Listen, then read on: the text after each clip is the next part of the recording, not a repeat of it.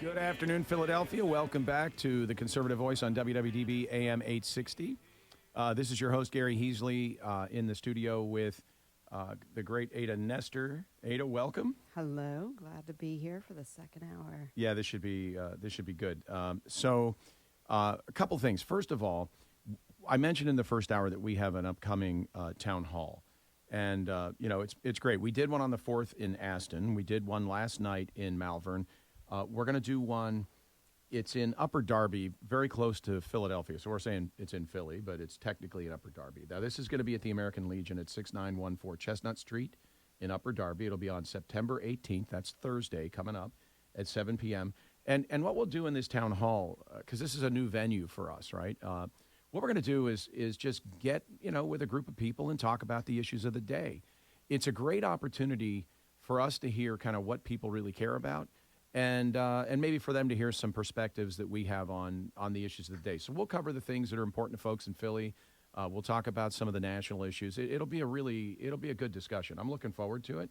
And it's located where there's a lot of access to public transit, so people can get there. Who are in Philadelphia that want to join us. Now we'll do another one on the 25th in Malvern, and at that one we're going to have Kurt Weldon join us. Kurt is a former congressman. And Kurt is an expert in all things 9/11. Now, we wanted to try to have him come yesterday. This week. Right? Would have been perfect. Because 9/11 would have been good. But he's at a conference with senators and some other folks talking about 9/11 and what happened and going into more detail around it, sort of the stories that aren't told that many people don't know.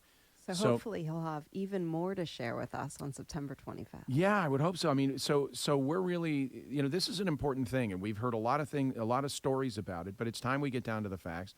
So I think it'll be a very illuminating conversation. I hope folks come out and see us. We'll be again in Malvern on the 25th with Kurt Weldon, and on the 18th, that's next week, we'll be at the American Legion, 6914 Chestnut Street in Upper Darby, right near Philadelphia.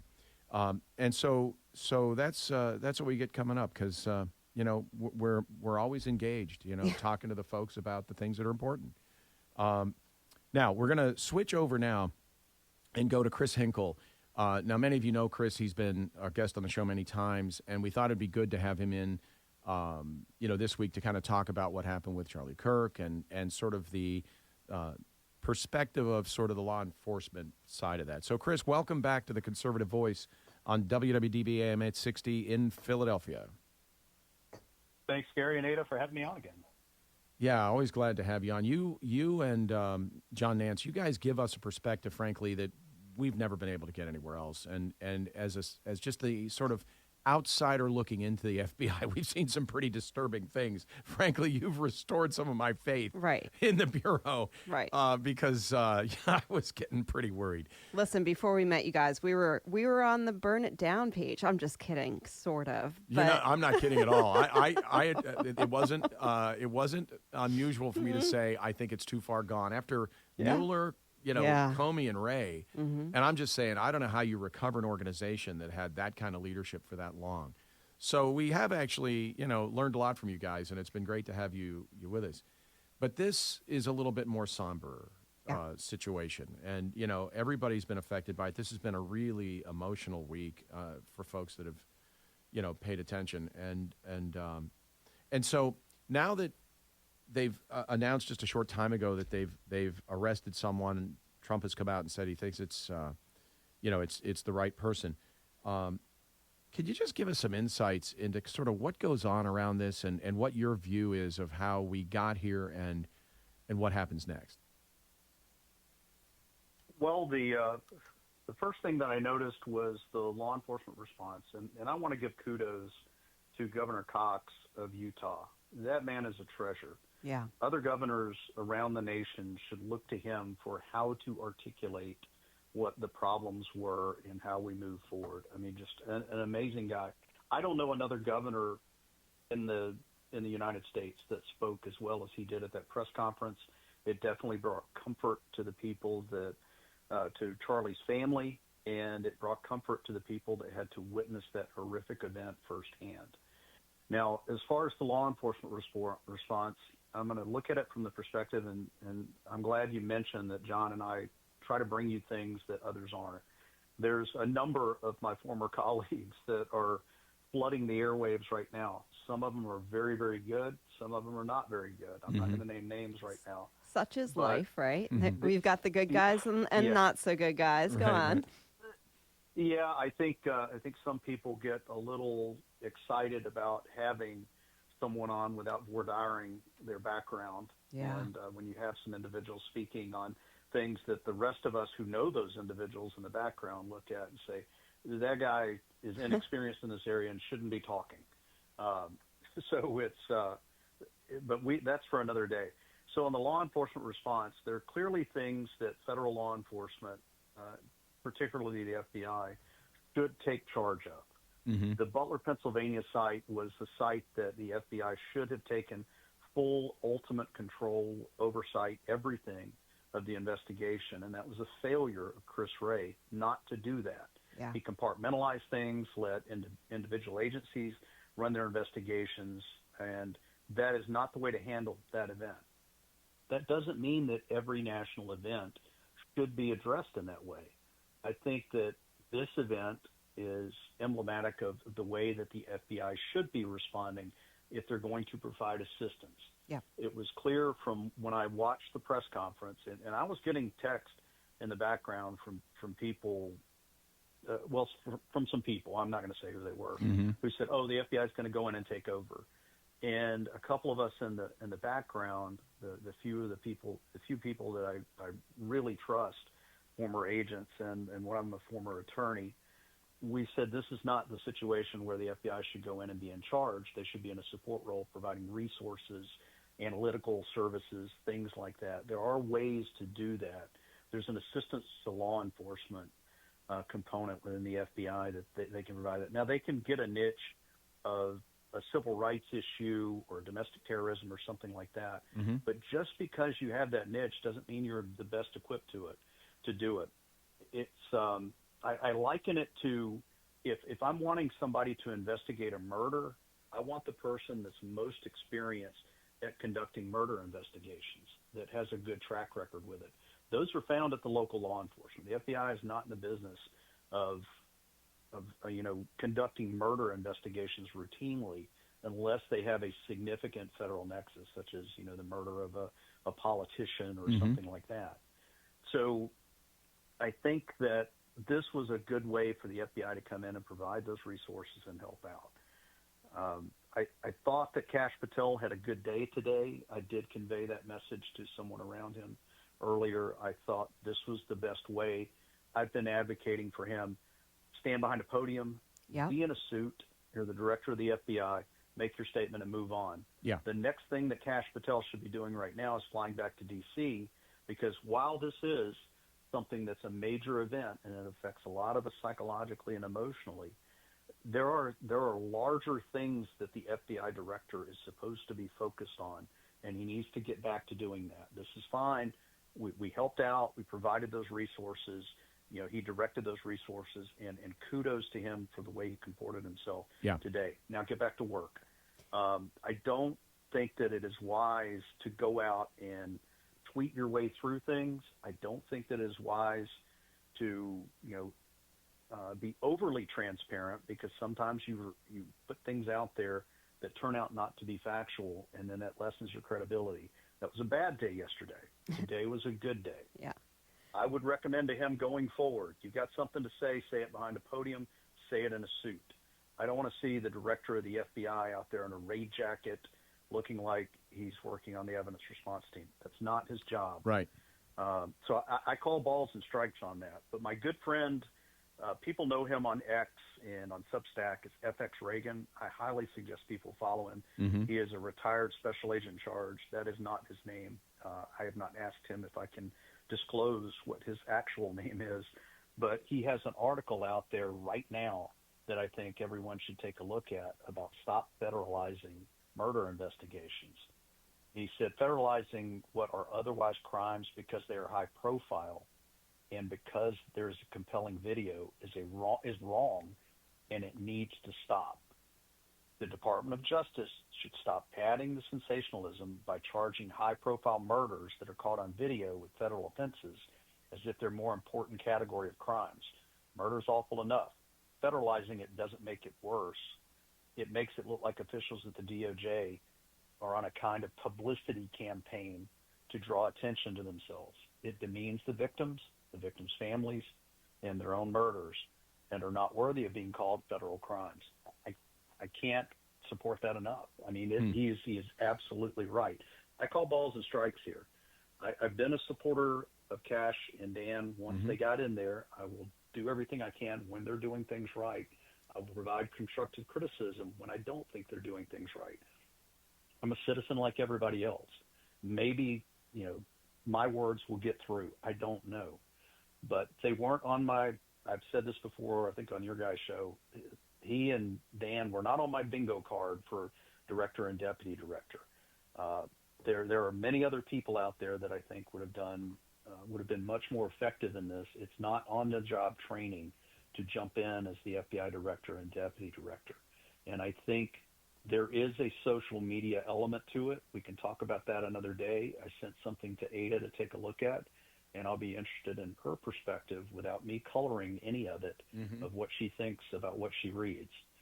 She can share that with you later, Gary, and we can talk about it. Sure. But I think it's a good day that we have this person in custody from the death investigations, murder investigations, suicide investigations, primarily that I worked as an Air Force Office of Special Investigations agent, processing our crime scenes and stuff. And then from my time in the FBI of seeing psychotic individuals and evil up close, I'm looking at the picture of this individual, and he looks soulless. Yeah. What I don't want people to do is try to use that to obfuscate for the evil that he conducted. You can't obfuscate it either that just because he was a product of his surroundings, of the school system, of people, of media that pushed him to do this, he still is the one that pulled the trigger. He's the one that made the decision. When I was a hostage negotiator, the one thing that we used to teach to other hostage negotiators is if someone's intent on committing suicide, you talking to them is not going to convince them anymore to jump off. They make that decision. Your goal is to keep them talking, get them to reverse course, or keep them talking long enough that we can save them. Looking into this guy's eyes, he is clearly an empty person, an evil person, and I hope that he is prosecuted to the fullest extent of the law. I think this individual does not need to be outside. There needs to be a conversation, though, because the FBI for the last 5, 6, 7 years have been telling us that the biggest threat to American safety are white supremacists, radical rightists, like conservatives. It's the far right. Total fabrication, total lie. Right. So total fabrication, total lie. Here we are. We are looking at a culmination of violence driven by ideology. We have seen multiple school shootings this year carried out by radical leftists who have been radicalized by this ideology.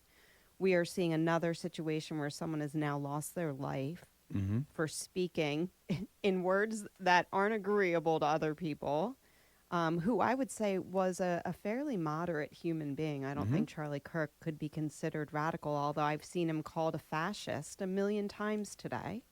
I'm pretty sure the fascists are the ones shooting people they don't agree with. So I'm not sure how we can continue to live in this illusion, but a majority of American citizens believe the FBI when they told them the biggest threat was radical conservatives and extremists on the right and white supremacists. They didn't look in their own closet. They didn't look at their own children. They didn't look at the people that stood next to them at the protests that accidentally turned into riots and burnt cities down. So how do we fix that? How do we get back to reality and away from the illusion that's been painted for the last 5, 6, 7, 8 years? It's going to take a generation to do that through our education system, through parents taking responsibility with their children. Children, it's not just accountability. Look at the sickness of the individuals that is right after Charlie was killed and he was taken off the scene, that were jumping over the barrier to steal hats, to take things. That is something I don't know how we overcome that other than we flush out a generation. Now, the other thing that I want to do, and I want to stick up for the FBI here. I'm tired of hearing people out there, and when you take a look at what I sent you, I want you to look for two words Mm-hmm. in that thing that I sent you, culture rot. There is not culture rot among the street agents inside the FBI. Now, I've been gone for 6.5 years, but in my 20-plus years in the FBI, I may have come across two agents that I thought probably leaned a little too far left. The rest of them were there to do their jobs. Mm-hmm. There is a DEI element. There is a culture rot type element among the support staff. They're typically younger individuals, especially analysts and stuff that are brought in. They're individuals that I've battled when I was on the inside of the FBI with, when they were wanting to change things. I think I told you guys the story where I was listening in on a team meeting and they were all support individuals. One of them I filed an EEO complaint against, that were looking to change the FBI's evidence collection system so that blood evidence could not be just classified by XXXY. They had to take into account many other genders. That was an effort by some of these individuals that were brought in. It wasn't agents. It was support staff. Now, not all support staff are bad. A majority of them are really good people, and they've been there a long time. But if you're wanting to clear out the rot inside the FBI, you can't just be solely focused on the agents. Anybody that's out there thinking that we're going to just extricate our way out of the problems in the past of the FBI by just picking individuals that were assigned cases, were given search and arrest warrants, and told to execute them. We can have the conversation about, was it appropriate to use a SWAT team? Was it appropriate to, bring a bunch of agents and bang on a door or things like that? Those are actual criticisms that I think we should discuss. Mm-hmm. But those decisions are made at the executive management level. When you're at the street level and somebody hands you something, it's a document from a judge that says, I looked at this affidavit. I have found that there is probable cause that person A has committed a crime. You are directed to bring that person to this court. So, that is not a violation of constitutional rights. That is actually due process. Now, if you read that affidavit, and this is what I would do, if I read that affidavit and I said, well, I have information that contradicts this and says this affidavit is wrong, there is a way, a mechanics of countering that before you serve that warrant. But once you get the warrant, it's typically sworn out by somebody else. A judge has already reviewed it, and a judge has said, do this. so Now, senior agents like myself would have the opportunity to talk to executive management to say, Mm-hmm. I don't think it's wise for us to go do this with a SWAT team. And I have talked to a number of people that were involved in everything from J6 to Mar-a-Lago, some senior executives that pushed back. But the pushback was to the people, the senior individuals at DOJ and senior individuals like the then deputy director, and you can go look up and see who he is, of the FBI when the Mar-a-Lago raid went on. I have talked to senior people in the FBI that I know, that I came up with in the FBI, that said, we pushed back on this. We were overwhelmed by senior managers in DOJ, the White House, and a couple of senior managers in the FBI. But What's blaming the street disheartening- agents to say you shouldn't have done it. what's Yes. disheartening to, I think, a lot of Americans is getting back to the memos that went out that we saw repeatedly going out calling us extremists and threats to American citizens, is that they all came out of field offices. I mean, maybe the 7th floor was writing them, but the field agents saw those notices. I would have to assume, since we knew on its face it was false, that they knew it was false also. And the radicalization they were seeing was not indeed white supremacy on the right. So there was an absence of people. Nothing comes out of the field office that it doesn't have the check of the senior executive, the special agent in charge, or the assistant director in charge of that field office. It's not a street agent that's putting it out. Even the public affairs officer in the office can write something out, they cannot put it out Okay, unless it is approved or it is something from the senior executive. but there was an absolute lacking of federal agents reading these notices coming off across their desks, standing up for the conservative right, for the young people at college universities who now everyone else was calling them white supremacists and fascists and a threat to their livelihoods.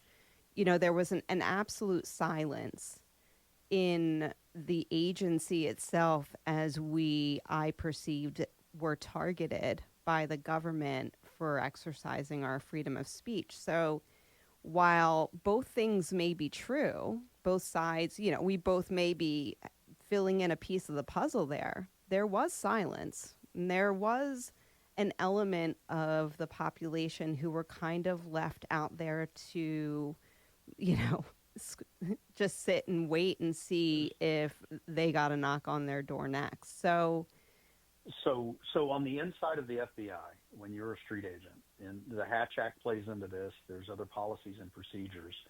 The one thing that, and maybe it's changing now, I don't know, but it wasn't the entire time I was in.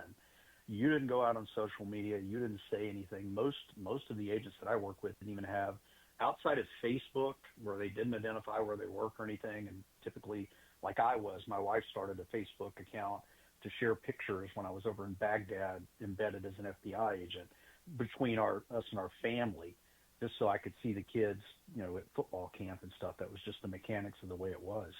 But the agents that are on the inside, they're not silent. We do speak out, and we speak out on the inside. I can tell you, and I've experienced this, when a statement comes out from the office, I have been vocal inside, but I do it the right way, through my chain of command, and work my way up. And I survived. I didn't get kicked out. I didn't get suspended, anything like that.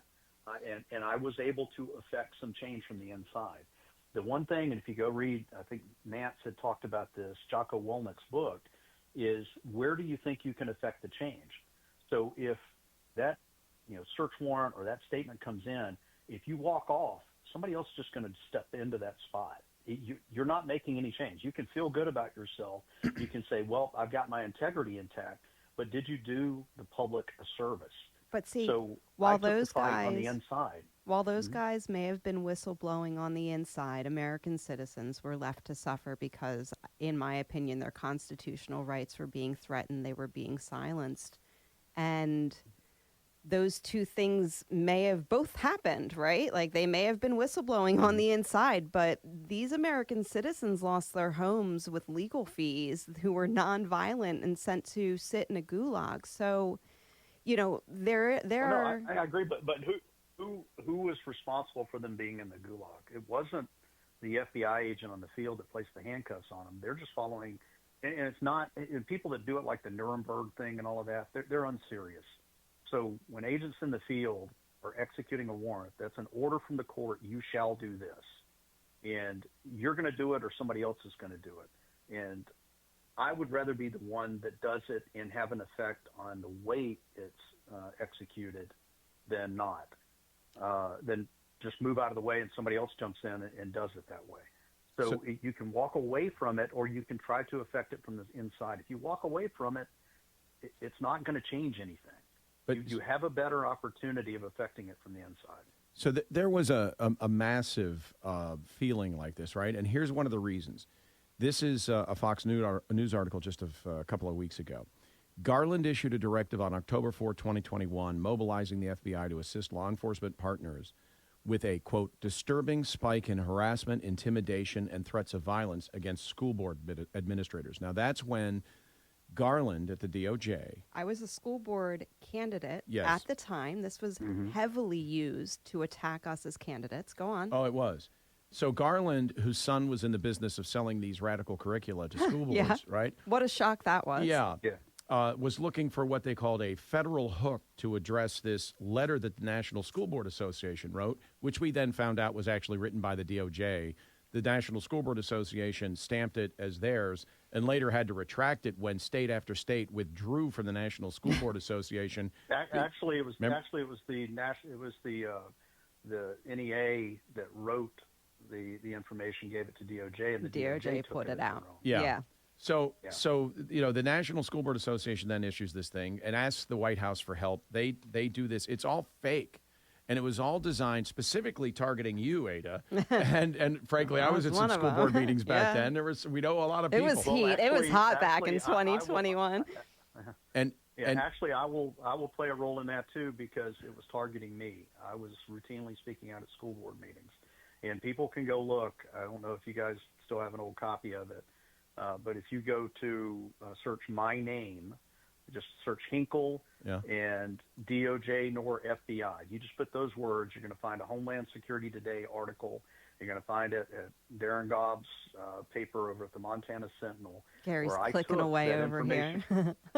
Where I took that information from that letter and I evaluated it based on how I would look at it as a supervisor sitting at a desk. If you brought this information to me, the 16 or 17 things I think that were in there that they cited as justification for the actions, the unconstitutional actions that they were wanting to take, I broke those down about how none of them merited any action from the federal government. I also took it a step further. All right, no, hold on 1 second. Hold on 1 second. Okay. All right, here it is. Perspective. DOJ nor FBI have authority concerning local school boards.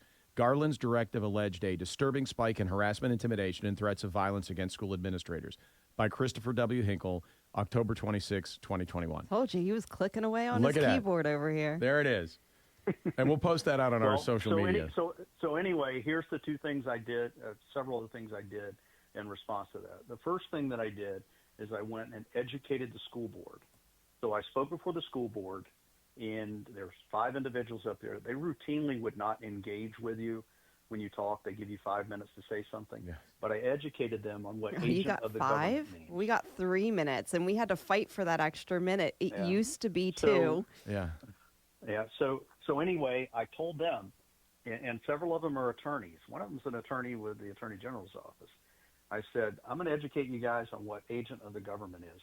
If the FBI comes in here and trains you to do things that are within the scope of what law enforcement activity would do, and it is in violation of constitutional rights, that is a color of law violation. And you, sitting on the board, have become an agent of government if you follow through on that guidance and direction, and you can be subject to 18 U.S.C. 242. Then I, as a citizen, contacted the local FBI office. I still know the inside of that place, so I can usually get to a certain telephone number if I need to. And I spoke with the supervisor over the civil rights program in that office, and I told him, I said, I'm telling you right now, I go to these school board meetings. If I see an FBI agent there, if I see somebody acting in direction of the FBI, it is not going to be a good day for the FBI. I promise you I will expose it. I promise you I will call to attention the violation of civil rights, because your mere presence there can quell constitutional exercise. Well, and that was the intention of it. There are ways to handle it. So, yeah, I understand that with the targeting on there. I was one of the individuals too, and but I took that extra step. But getting back to what's going on here, all of the things that everybody's praising the FBI on are the hard work of street agents, of analysts. They did a great job in this Charlie Kirk thing in handling that down.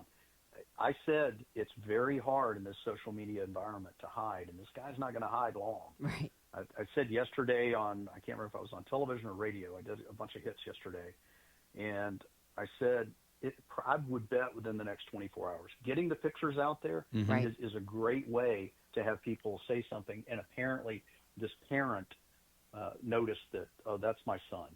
I need to take care of this now. Yeah, it's astonishing that the parent turned in. So, Chris, we have to wrap this up and jump into another segment here. But just to give people that again, we'll post this on our social media, but it was DOJ nor FBI have authority concerning local school boards. So while Ada was being chased around we on didn't social even know media, each other we back didn't then. Know you were out there writing that. Having dog feces smeared behind me. Yeah, we didn't even know each other. It was amazing. And, I have been consistent on my support for constitutional rights. If I can find it, my aunt sent it to me. I will show you a letter that I wrote to the editor of the Tuscaloosa News when I was 14. Amazing. Yeah. Please send it. You know, Please, we'll post that too.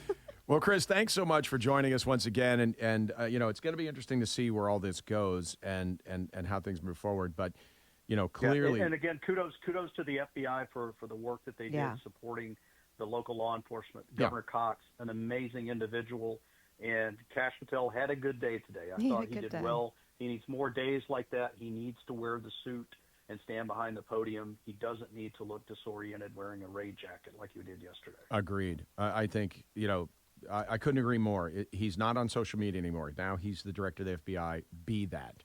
So thanks again, Chris, for joining us, and I'm sure we'll talk again very, very soon. It'll be soon, I'm sure. All right, I will. You know, you'll have to give me a good heads up. Grandbaby is scheduled to come Tuesday. Oh, that's great. Oh, well, let us know. Yeah. I've already started letting people know. I'm going to probably start pulling back from a lot of media stuff. I'll still try to do the podcast, and periodically I'll jump on some stuff here. But I'm going to have to limit some things to, you know, I'll prioritize really good friends if they ask me to do things. But yeah, you're probably going to see less of me on. I just did Greta Van Susteren's show. You'll probably see less of me doing stuff like that in the future. It'll be limited, but I will continue the podcast. I'm going to try to put together a series of talking about the Constitution. And, oh, great! I'll look forward to that. Carry on some of the things like Charlie did. Man, what an eloquent individual! Yeah. Well, congratulations on the grandchild coming, and can't wait to see a couple of pictures, and I'm sure we'll chat whenever you free up from that, because I know how that is a wonderful time, just a wonderful time.